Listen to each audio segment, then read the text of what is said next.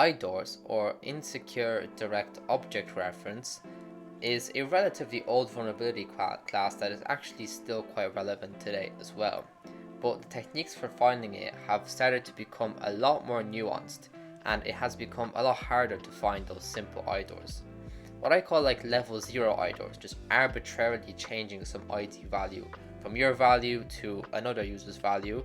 Those type of IDORs are starting to become a lot harder to find, and they have been for the past couple of years. And the reason for that is because of automated scanning, the frameworks just getting better, these REST API frameworks getting better actually doing the authentication, then AI, artificial intelligence with better understanding of context, and developers just becoming more aware of the issue as well.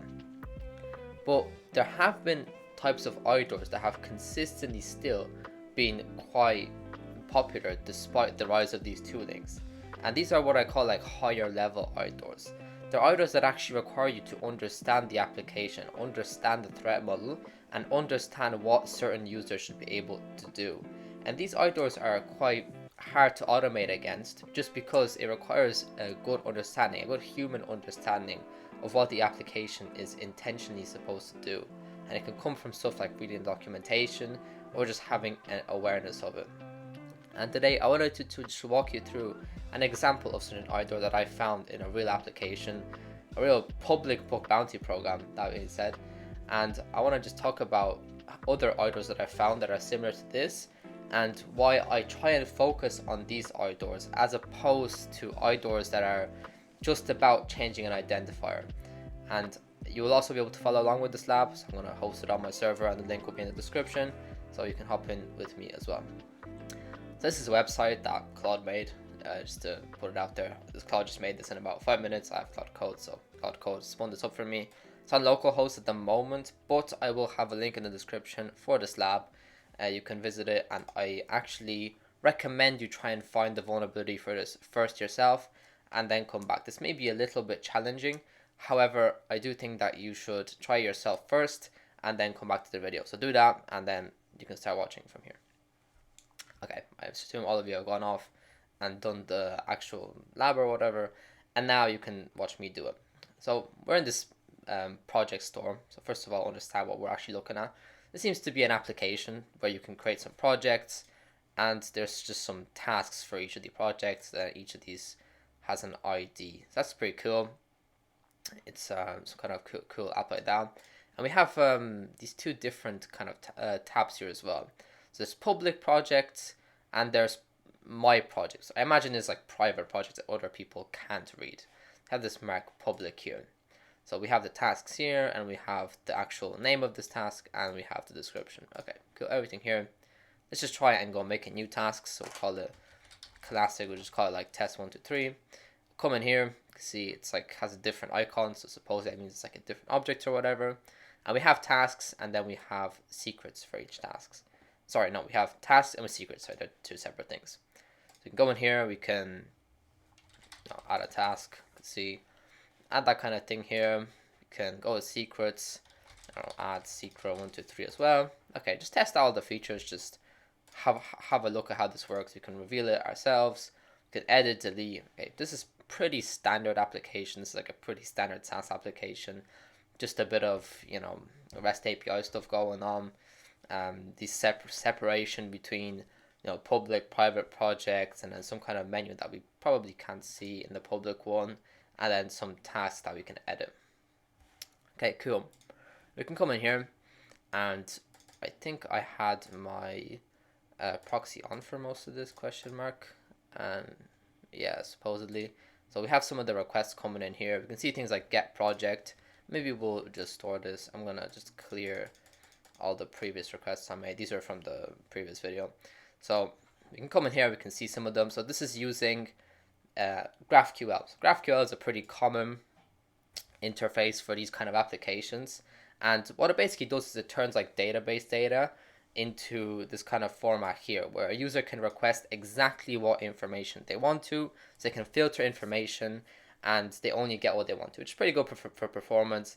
And it also makes it a lot easier to write these kind of statements, because instead of a developer writing SQL, which is kind of annoying nowadays, you can write like GraphQL statements instead. So this is pretty cool GraphQL, but it has a decent bit of quirks to it. So now it's important to understand what kind of the backend is. It seems like it's GraphQL, and we have this header X powered by. That suggests that we're dealing with a Node.js application. So good to understand what the backend is running.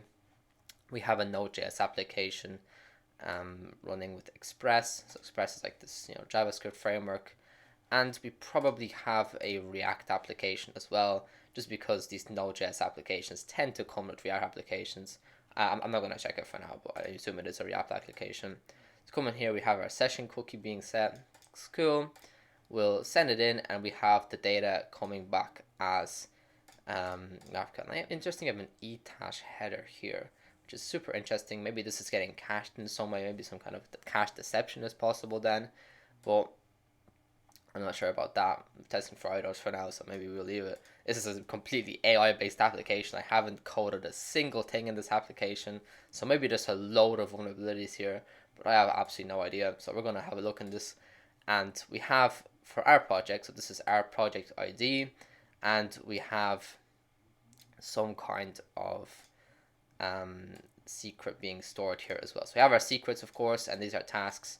So what is probably happening, if we just understand the logic of this application, is when a user clicks on this project, then this client-side JavaScript makes a request to the GraphQL endpoint. It fetches the following data that we just saw. So it fetches the ID of the project, the description, name, and then whether it's public or not, basically to check if it should be stored here or here. And then the client side takes all that information and turns it into actual UI elements. This is very common in React applications. It's nothing new here. So this kind of data gets put here, here, and here, and this is all done through React. Okay, super cool. So now we know that we're looking at a GraphQL application powered by Node.js that's running client-side framework like React, and it'll be kind of Node the feature model as well. So in terms of the kind of understanding of how the application works, we have a good understanding of the technology. Now, what about the kind of access control and how the functionality actually works? So for each of these projects, we can see that inside of the database is projects, and each of the projects is linked to tasks. So tasks themselves are another object stored in the database. So there's projects, which are like the top level thing. Each of the projects can have tasks, and then the project also has secrets which are stored themselves, and each of these are stored by an ID. So there's the classic way to do any kind of IDOR testing is take this ID for a project, get a second user, put in their ID, and then see if we can fetch their project and ideally their secrets, right? Now, these kinds of IDORs, as I mentioned before, they're getting a lot less popular nowadays just because of testing, automated testing. It's a kind of like a level 0 IDOR, I would say. It's kind of not really any thinking. You don't even need to have any application knowledge for that. You just switch out one ID for another. So we hopefully want to look for a more complicated type of IDOR. Now let's have a look at some of the more requests. So we'll come in, we'll see create secret. Okay, we'll store that one as well. Get project is the same one. Okay, cool. So we have this create tasks endpoint as well. So we'll log that one as well. Get project, get my projects.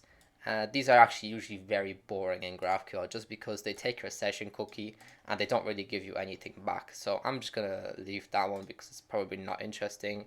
Create project could be interesting. And get public project. Also very interesting because this is like the same, but we're going to go in here and check it.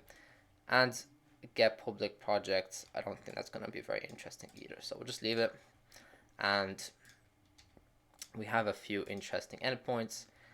Another classic IDOR, create secret for another task, create a task for a project you don't own. But again, those are kind of those level 0 IDORs that we don't really want to test for. Maybe more complicated things. For example, we saw that inside creating a project, we didn't see this is public value get set at all.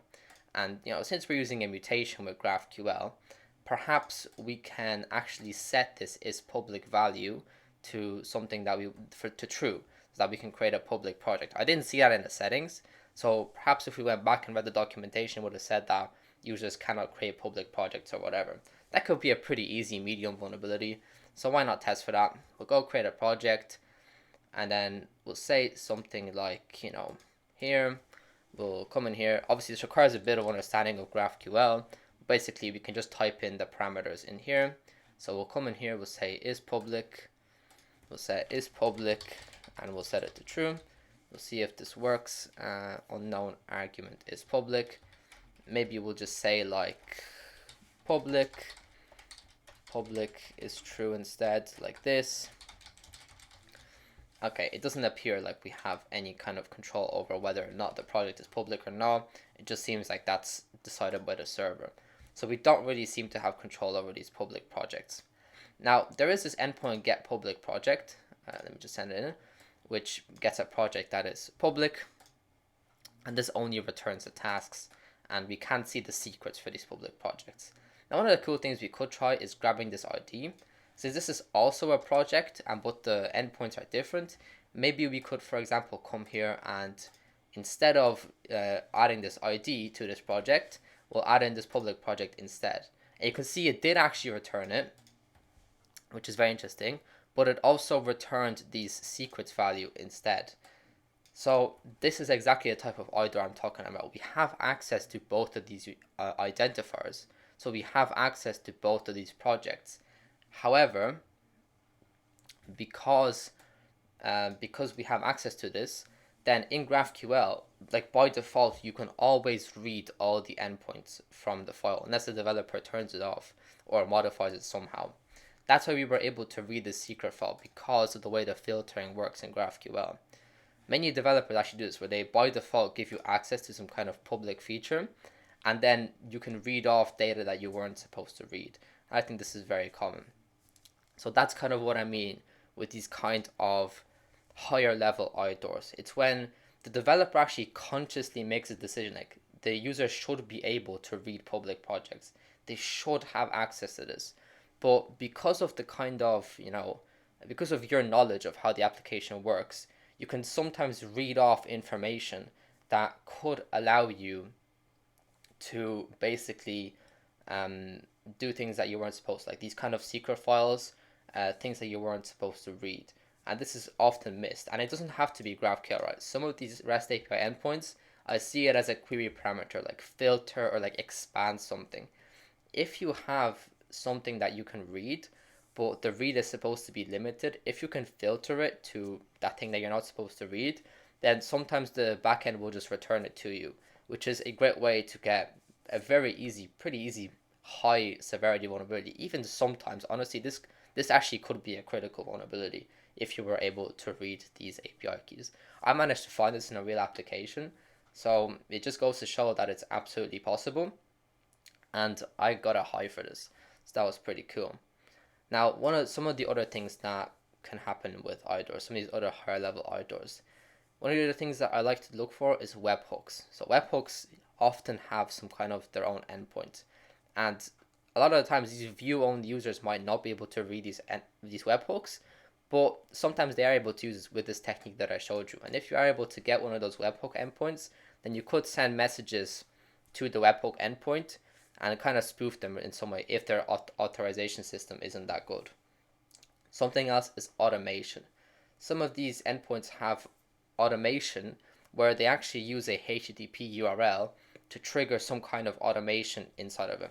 So just to give you an example of that, let's say we were here and, I wanted to set up a rule. So a rule inside of this, project that every single time I add a task, the task gets assigned to some person, right? Let's just imagine that, for example. And there's an HTTP URL that triggers this rule from, some kind of third-party website that I've integrated. If a user can read that URL, a view-only user can read that URL, then they can actually execute this automation.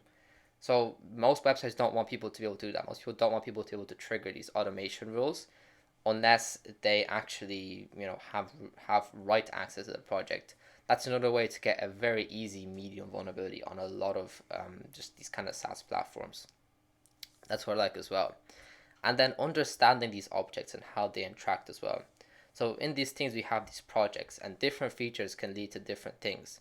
So instead of just testing the basic IDORs, maybe test something like, I can copy over a project from one place. Let's say there's like a copy project function or something. Let's say like, what if I copy the project, like this public project, and then it leaks the secrets inside of it? Could be something like that. What if I can copy a like let me maybe think. What if I can copy a task from a project I don't own? That's kind of more basic outdoor, but kind of like these kind of things, just exploring, how these features work, how the access control is supposed to be implemented. And yeah, do be sure to try out this lab if you haven't already, and it'll be on my website. And yeah, I hope you enjoyed this video on some of my new techniques for finding IDORs, understanding the object model of the website, how stuff is structured, and just a deeper understanding, through the documentation, through the interaction, understanding how the deeper IDORs will work, and IDORs that are not necessarily just replacing one ID with another. That's the important thing. It's not just about replacing one ID with another. It's about accessing things that you shouldn't be supposed to access, and that can be done in a variety of ways, not just by changing identifiers, but also adding different things and changing different filters, checking what's actually getting returned to you, checking WebSockets, which is something that most people don't do, filtering inside of WebSockets for sensitive information. Stuff could be encrypted as well, like these WebSockets or some of these requests, they could come back ZSTD compressed or something like that. It could be a pain, but I mean there could be some good stuff in there as well. Sometimes it's worth checking that. And yeah, those are some of my techniques that have been working for me in the past few weeks or months. So I just wanted to share them with you. So hopefully you can go out, find some kind of vulnerability. Then if you do, leave a comment. Please tell me if you find a vulnerability with some of these things. I'll know what actually will help some of you guys. So, and yeah, if you haven't already, then please consider leaving a like and subscribe to the channel so that you get more bug bounty content recommended to you by the algorithm, which will hopefully give you just that edge over the competition that you need to squeeze out those vulnerabilities this year. And yeah, that's it for me. Thanks for watching and happy hunting.